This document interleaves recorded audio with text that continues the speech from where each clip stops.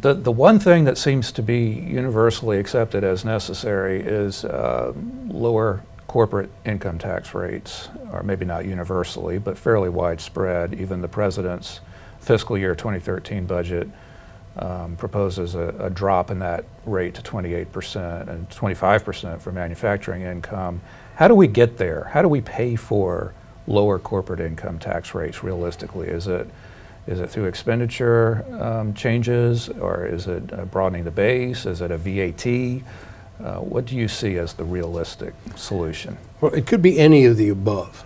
I start with the premise, Alan, that at the very best, business taxation reform has to be revenue neutral. That is to say, the cost of reducing the corporate rate is going to have to be offset in some way or another. And that offset most likely is going to come out of the business community.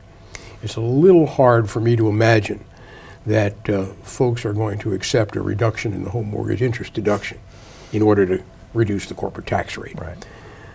To get that rate down, and if I assume revenue neutrality, then I have to look and see, well, what can I use to reduce that rate within the business sector?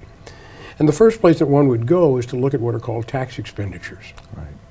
And we have a listing of the tax expenditures, and we also have some quantification of what we would get if we eliminated some of those tax expenditures. That quantification comes in a very preliminary revenue estimate that was given to Congressman Levin last year by the Joint Committee on Taxation.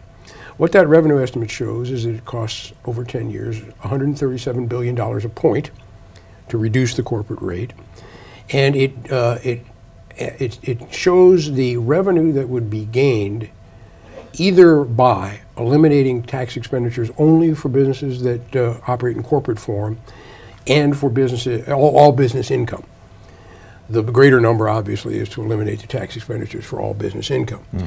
What we see is that the three biggest tax expenditures are the manufacturing deduction at $163 billion, the research and experimentation tax credit at $163 billion, and eliminating accelerated depreciation at $724 billion. And then we have some others as well. But and now I'm not taking into account transition relief, and I'm not worrying about behavioral effects, but I just look at those raw numbers and I add them up, I can't offset a 25% rate increase. Can't get there, or rate decrease. Cannot do that. And by the way, if I try to do that by eliminating business tax expenditures across the board, what I have done is, of course, increased the tax rate on those who earn their business income in sole proprietor form. Right. And that's a big problem, because 70% of the business income in the United States is attributable to pass-throughs. Right. So whether you want to call those people job creators or not, I don't really care about the nomenclature that's applied to them. I don't see it as a real political possibility that those who earn 70% of the business income in the United States are going to acquiesce in seeing their tax rates go up to reduce the corporate rate. Right. So that's a problem. If I were to limit the business tax expenditures reduction or elimination to corporations, I don't get as much money, A, and B, there are going to be behavioral consequences. Sure. People move out of corporate form into pass-through form. Right. Now that may be good, but you don't want to create a world of unintended consequences, so you need to think all of that through. The bottom line is there is not enough money simply in business tax expenditures on the domestic side to do this. Mr. Camp has said he wants his reforms to be revenue neutral within two buckets. Bucket one is international, bucket two is domestic. And with all due respect to Mr. Camp, he can't pay for getting the rate to 25% simply by using domestic tax preferences.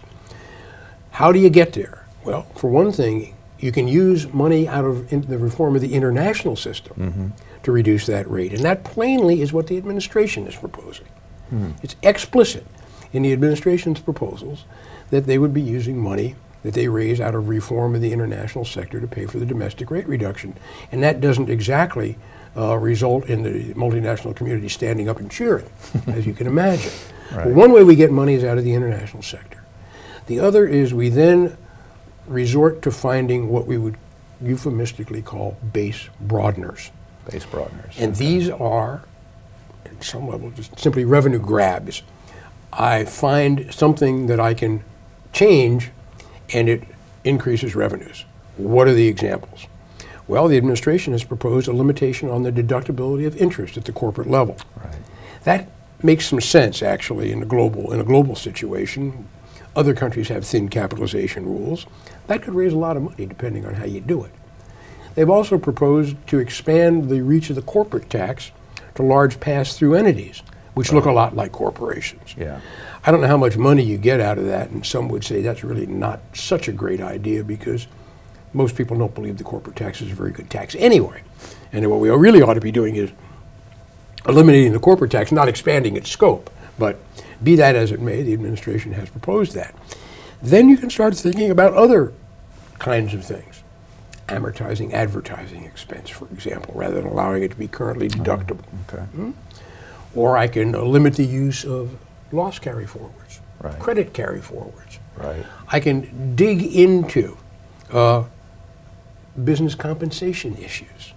I can dig into pensions. There are a lot of things I can do if what I want to do is try to find a way to raise revenue.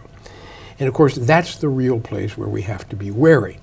Once we understand that we can't get there by the elimination of tax expenditures, then almost anything is on the table. And that causes the huge planning uncertainty because once you're out of the accepted norm, anything can happen.